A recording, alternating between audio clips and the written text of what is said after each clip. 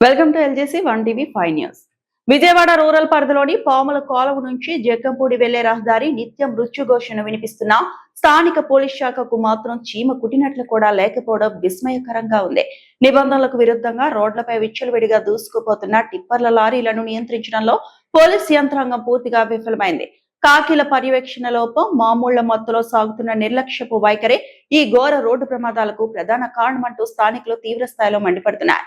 పోలీసుల వైఫల్యానికి అద్దం పడుతున్న సంఘటన పోలవరం వద్ద గల ఆంజనేయ స్వామి ఆలయంలో పూజలు ముగించుకొని ద్విచక్ర వాహనంపై వస్తున్న ఒక సాధారణ వ్యక్తిని అదే మార్గంలో వెనుక నుంచి అతివేగంగా దూసుకొచ్చిన మృత్యు టిప్పర్ బలి తీసుకుంది. బైక్ పూర్తిగా నుజ్జునుజ్జయి వ్యక్తి ప్రాణాలు కోల్పోయి రోడ్డుపై పడిన ఈ మార్గంలో ట్రాఫిక్ నిబంధనలు పర్యవేక్షించాల్సిన పోలీసులు ఇప్పటి వరకు ఎలాంటి ముందస్తు భద్రతా చర్యలు చేపట్టకపోవడం వారి పనితీరుకు నిదర్శనం.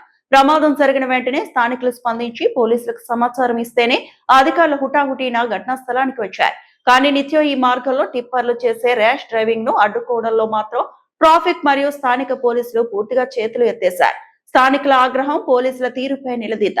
ప్రమాదాలు జరిగి నిండు ప్రాణాలు పోయాక పోలీసులు వచ్చి లాంఛనంగా పరిశీలించడం తప్ప శాశ్వత నివారణ చర్యలు ఎందుకు చేపట్టడం లేదు అని స్థానికులు పోలీసులను తీవ్రంగా నిలదీస్తున్నారు. ఈ రోడ్డుపై భారీ వాహనాల వేగ పరిమితిని నియంత్రించడంలో, ఓవర్లోడ్ టిప్పర్లపై ఉక్కుపాదం మోపడంలో కాకీల వైఫల్యమే అమాయకుల ప్రాణాలను బలికొంటోందని ప్రజలు ఆగ్రహం వ్యక్తం చేస్తున్నారు.